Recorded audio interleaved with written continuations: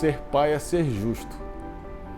Essa palavra me toca, né? Porque a gente tem que ser sempre responsável pela criação, educação, mas com justiça, com argumentos a eles, quando os pequenos, daquilo que eles devem ou não devem fazer, pode ou não pode, aquela dicotomia do não, né? Da psicologia, como é que você vai dizer não a uma criança? É uma mudança para mim, é uma satisfação em saber que tem uma pessoa, assim, um ser que depende da gente. Paternidade para mim é essa mistura de sentimentos, né? De sentimentos de responsabilidade, de amor, às vezes de medo, de dor. Pai, 3 letras, palavra pequena, mas com significado enorme. Eu percebi que era pai ao sentir as pequenas coisas, a serenidade ao olhar, a dar um banho em cada um do meu filho, o embalar para diminuir o incômodo de uma cólica, a descoberta, o sorriso, os primeiros passos e o desabrochar do dente.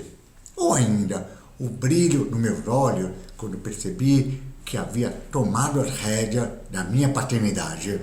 Há quem diga que ser pai é ganhar uma nova vida, fazer valer o presente, pensar no futuro, se doar, dar colo, segurar a mão e preparar o filho para o mundo. É querer estar junto, é sentar no chão e observar tudo na mesma altura que as crianças. É compreender que a vida passa rápido e como. Adriano já tinha 2 filhos e a família cresceu com a chegada das trigêmeas. Bom, já deu para perceber que ele faz questão de participar de tudo, né? Ser surdo e pai de 5 filhos é um desafio e tanto. E essa aventura é compartilhada em um blog. Tem situação que quando elas falam comigo, elas usam movimento de lábios sem voz, porque eu sei ler lábios. E pergunto, por que você não está usando voz? Sabe o que ela responde? Porque eu quero que só você saiba disso que eu estou falando. Ou seja, criança se vira muito bem. Ser pai é a vida ganhar mais sentido e ter a oportunidade de evoluir, ensinar valores, errar, acertar, mas acima de tudo, dar amor. Uma criança, para o desenvolvimento dela, ela precisa de ter alguém que estabeleça vínculos com ela, que tenha interesse legítimo em cuidar dela, que saiba e compreenda as necessidades dela e possa oferecer as condições materiais, as condições de saúde, as condições afetivas e as condições cognitivas. Então, isso independe do sexo, sabe? Ser pai é acolher, proteger, cuidar, ouvir, conversar, orientar, educar, brincar. São tantos afazeres, né?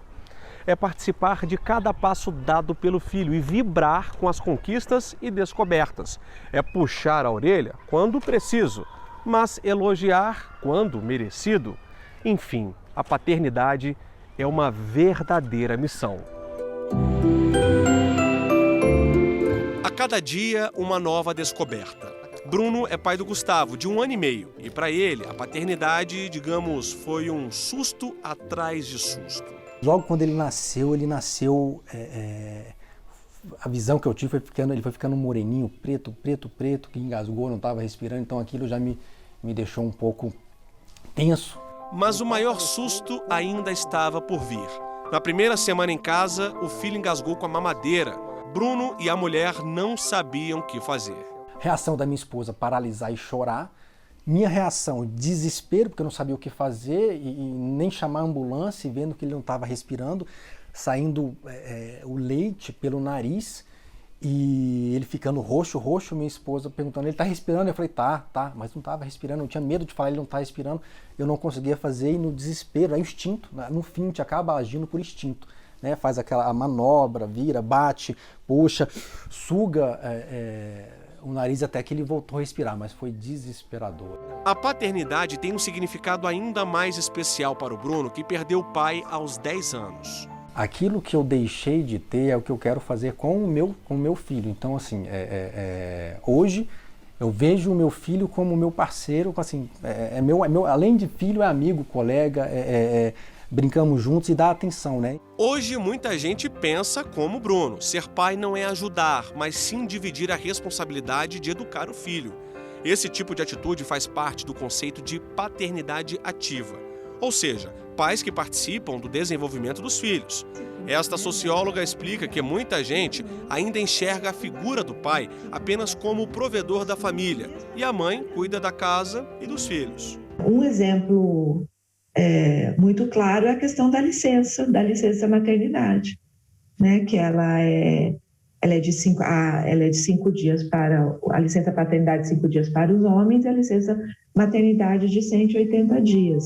No segundo domingo do mês se comemora o Dia dos Pais. A data é celebrada desde a década de 1950 para fins comerciais, como já havia sido feito com o Dia das Mães. Ter um dia para homenagear os pais é lembrar também que há quem cumpra essa função em suas mais variadas formas, com novos modelos de família. Você tem hoje homens que vivem com outros homens que assumem a paternidade, ou seja, ressignificando completamente essa ideia de que é preciso a presença de uma figura feminina para essa atividade, né, para essa relação. Tempo livre é sinônimo de curtir a família. Ulisses é pai da Priscila e do Roberto e sabe valorizar cada momento com os filhos. Eu percebo de que eu sempre fui presente nesse sentido de conhecer o mundo, conhecer primeiro o nosso Brasil, depois conhecer o mundo. E que eles são independentes. Aquele sentido de proteção, mas de preparar eles para o mundo. Sabe aquela história de que ser avô é ser pai 2 vezes? Bom, no caso do Ulisses, o contato com os netos é como reviver o passado, só que com mais maturidade e tempo. Ser avô é evoluir a função de pai. E muita gente fala, eu ser avô para estragar os netos, né? Eu não sou muito dessa linha. Claro que a gente aconchega, a gente acarinha tudo, mas a gente tem que evoluir a função de pai. A frase na porta de casa resume tudo. Aqui, filhos e netos são paparicados mesmo, sem esquecer dos valores. Ele sempre passou essa questão de o que é certo, o que é errado, só que sempre dando a abertura da gente interpretar as coisas da forma que a gente achasse melhor, e sempre guiando, né? Mostrando o caminho, ó, vai por aqui que vai dar certo, vai por aqui que vai dar certo, ó, aqui vai dar errado. Eu passo basicamente os mesmos fundamentos que ele me passou para o meu filho, acrescentando algumas coisas que o mundo evolui, né? A gente tem que evoluir também, passar isso para o nosso filho, porque o nosso filho vai passar isso para frente, se Deus quiser. No próximo bloco, a repórter Renata Teodoro conta a história de um servidor público que conseguiu estender a licença paternidade para 180 dias. E ainda, um projeto social que desenvolve ações e pesquisas sobre a paternidade. A gente volta já.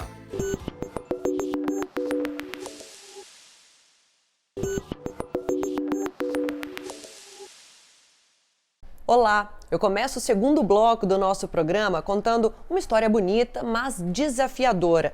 É sobre um pai solo que recorreu à justiça para conseguir uma licença paternidade de 180 dias para cuidar dos filhos. O plenário aqui do Supremo Tribunal Federal aceitou o pedido por unanimidade. O casal de gêmeos, hoje com 7 anos, é fruto de uma fertilização artificial.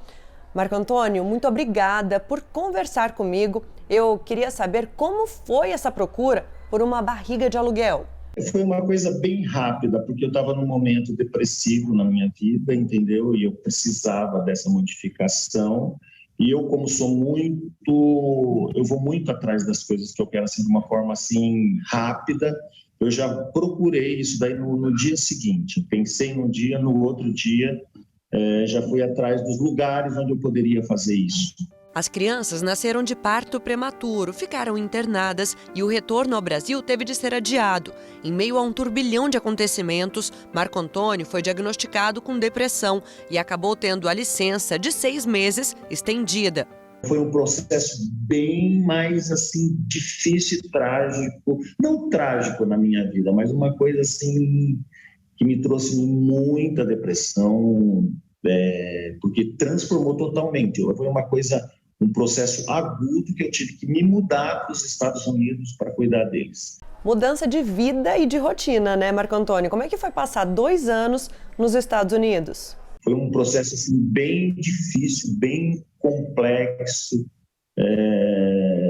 Eu entrei em depressão, mas mesmo assim eu consegui cuidar. Então, quem trocava a fralda dos dois era eu, quem dava o leite de 2 em 2 horas no início era eu. Então, isso daí eu fiz praticamente sozinho. Então, eu acho que a licença maternidade é para você cuidar da criança, entendeu? E eles dependiam somente de mim para esse propósito. A decisão do STF, que concedeu o benefício, foi um divisor de águas, segundo esse advogado responsável pelo recurso.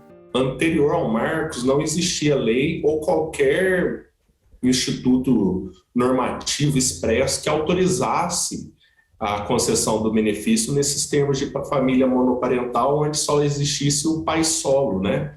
Agora, por meio do tema 1182, em face do reconhecimento da repercussão geral, o STF entendeu pela constitucionalidade. O caso ganhou notoriedade e ficou conhecido no meio jurídico como um marco histórico nos termos de família monoparental. De importância histórica, a gente tem uma proteção real e efetiva do núcleo familiar brasileiro.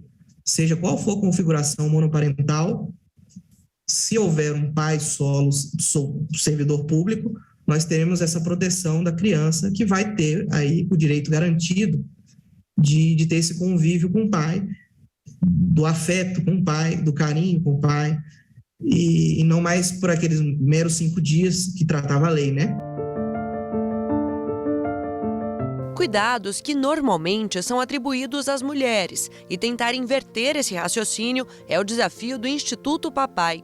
O projeto social desenvolve ações e pesquisas sobre paternidade e masculinidade. Não é só uma questão de eu como homem, né, se eu quero ser pai, se eu quero adotar um filho, né, se eu quero ter um filho, não é no plano da questão individual, né, é no plano mais amplo de como a gente pode transformar essa sociedade, né, machista, conservadora, fundamentalista. Um levantamento feito pelo Conselho Nacional das Defensoras e Defensores Públicos Gerais mostrou que, das 432.400 crianças nascidas até março de 2022, mais de 29.000 foram registradas sem o nome do pai.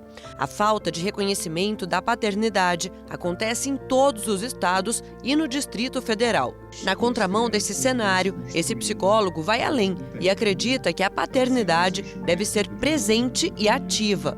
Muitas vezes a gente acaba privilegiando, né? Eu digo a gente, né? Os homens acabam privilegiando a parte de ser provedor financeiro, né? De dar uma qualidade de vida para a família, que é importante, que é uma forma de cuidado, mas que não é a única forma de cuidado, né?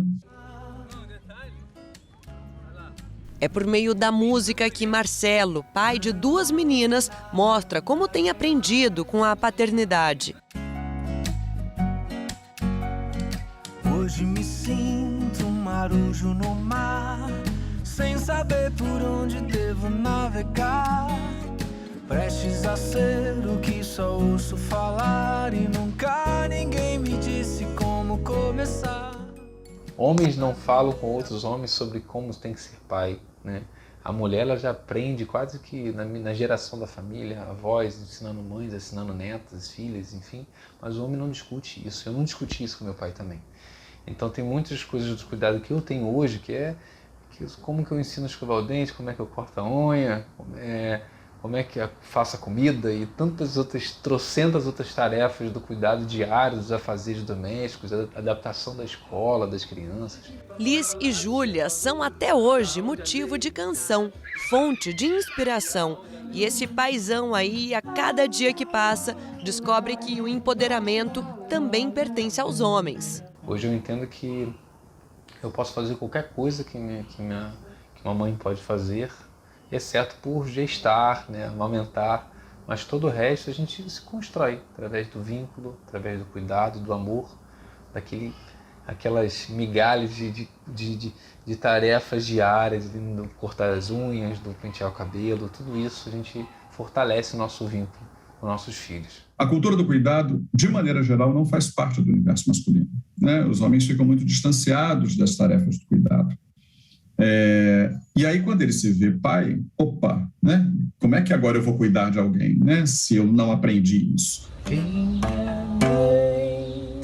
Eu continuo, né? Através da minha arte, através das minhas músicas, eu tentar continuar com a minha missão, que é de quebrar essa barreira, de furar essa bolha e fazer com que outros pais, outros homens, né, possam enxergar essa grande oportunidade que a gente tem de se transformar, de abraçar, né, de não ter vergonha de amar, de chorar pelos nossos filhos, né, que pelo contrário, todos os cuidados, tudo que a gente pode fazer para eles, a gente está fazendo pela gente também.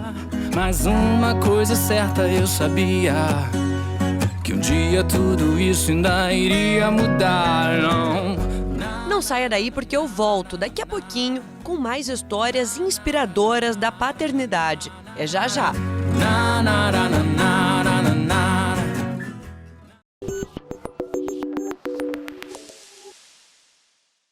Olá, estamos de volta e no terceiro bloco do nosso programa eu vou mostrar mais histórias emocionantes e diferentes olhares da paternidade. E eu começo pelo Rodrigo, viúvo, pai do Arthur. Eles moram em São José do Rio Preto, interior de São Paulo. Quando Arthur tinha pouco mais de 3 anos, a mãe, Adriana, sofreu um acidente de carro e ficou em coma por 1 ano e 3 meses. A partir dali, Rodrigo assumiu as responsabilidades na criação do filho. O acidente foi dia 3 de abril de 2013. E em outubro de 2013, o Arthur, que já contava com 4 aninhos, ele me perguntou assim, ele falou, pai, a mamãe está no hospital porque ela está doente. Mas e você, por que você fica no hospital?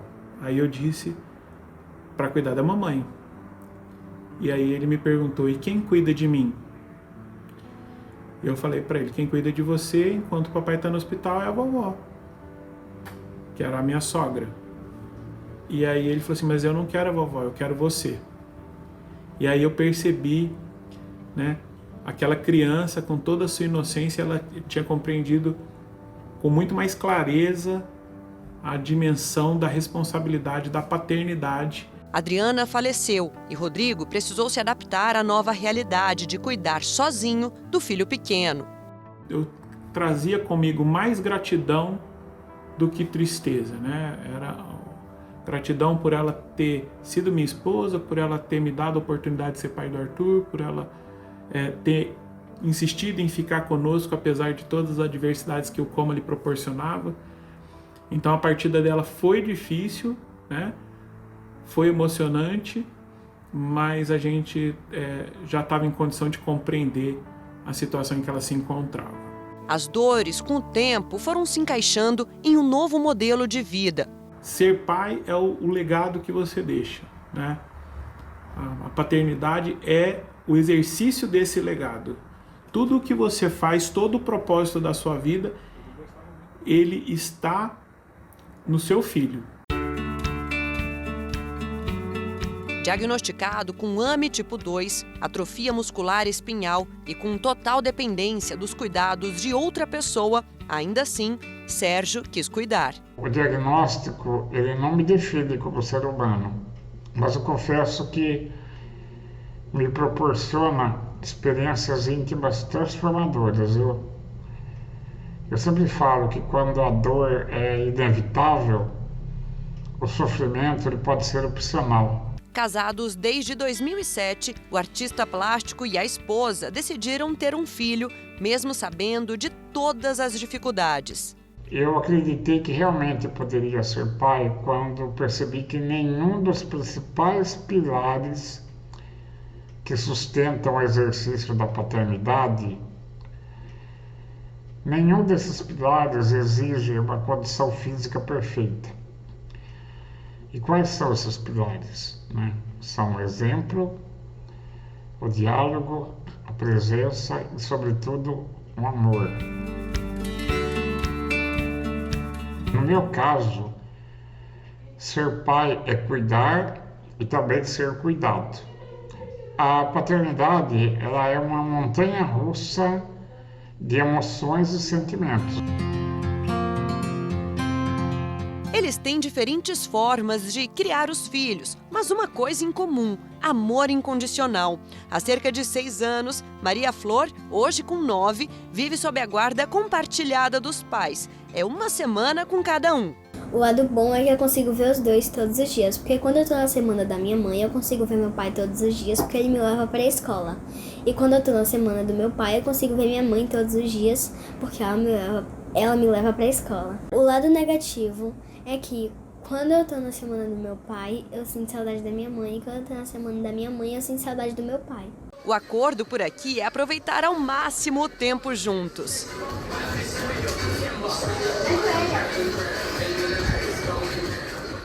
Da separação para cá, eu me casei novamente com Lori, que está grávida, inclusive, de Amora. E a relação com Flor é maravilhosa, assim, melhor impossível. É como se fosse uma segunda mãe, uma mãe de consideração. E a gente, assim, se empenha junto como se fosse uma grande rede de apoio para poder um ajudar o outro. Essa fofura é fruto de uma adoção feita por um casal homoafetivo. O nosso processo de adoção ele foi relativamente tranquilo, mas a gente precisa também colocar aí um marcador importante, que a gente se conhece em 2008. No dia que a gente se conhece, nós falamos sobre o desejo que ambos tínhamos de ser pai e através da adoção, mas numa época em que isso ainda não era permitido. Foi só em 2015 que o STF promulgou a decisão a favor de casais ou pessoas homotransafetivas, permitindo que essas pessoas entrassem num processo de adoção. A gente entra com o processo em 2016, demora 1 ano para nos habilitarmos, e depois de mais 1 ano e 4 meses nós fomos chamados para conhecer a nossa filha, Stephanie. No âmbito jurídico, César Brito ressalta que a compreensão de proteção da afetividade tem sido objeto de decisões no Supremo Tribunal Federal. A unidade familiar é toda aquela que traz uma relação de afetividade, pai, filho, mãe, filho, e qualquer que seja a formatação, 2 homens, 2 mulheres, porque família é um todo. O laço que une a família é a afetividade, né? É a relação de afetividade. O Supremo claramente tem feito isso quando reconheceu a relação homoafetiva, por exemplo, que hoje é um documento histórico da ONU. É um processo que para mim foi muito interior, né? Inicialmente, me descobrindo, tendo que desconstruir algumas coisas como pessoa, mas construindo muitas outras com a chegada da Stephanie.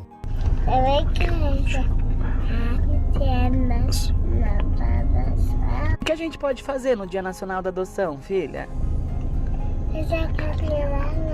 Ah, é?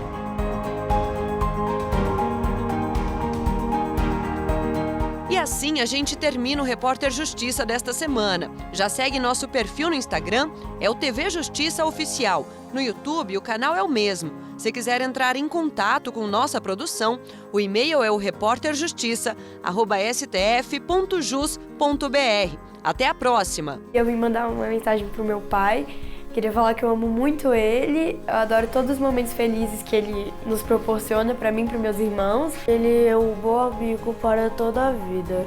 Feliz Dia dos Pais. Feliz Dia dos Pais.